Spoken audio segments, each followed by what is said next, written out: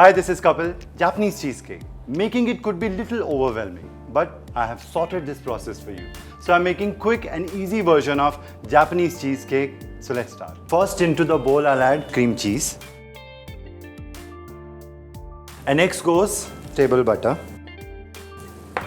and room temperature milk. And now I have to blend this mixture quite well. So for that I have a double boiler, and on a pan of simmering hot water, I'll place this and whisk it lightly till everything is combined well. Just break down the cheese. Everything is combined well. So into this now goes egg yolks. And lightly whisk till egg yolks are combined well. And it's done. So it's cooled a bit. Now is the time to add vanilla essence.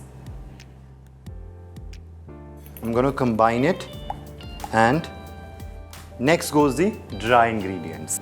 So first maida, which is all-purpose flour, and after this cornstarch.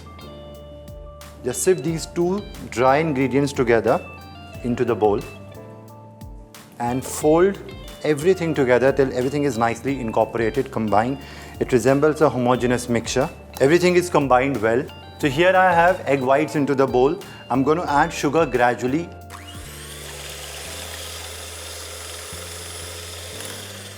And also goes little lemon juice.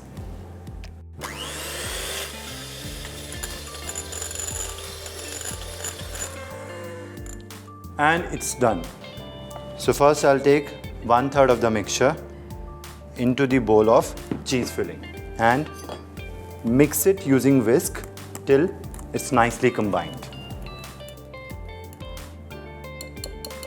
And now the remaining egg whites mixture into the bowl. And now fold everything together with gentle hands. So cake batter is ready. I'm going to pour the cake batter into the greased cake tin with removable base. So tap the cake tin so that all the air bubbles are released. Otherwise you're going to deflate a cheesecake. That's it.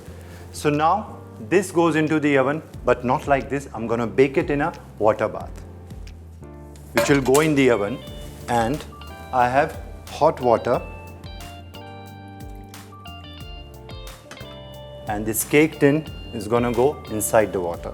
So I'm going to bake the cheesecake at little lower temperature at about 160 degrees for 45 to 50 minutes, or till it's perfectly baked but slightly jiggle in the center.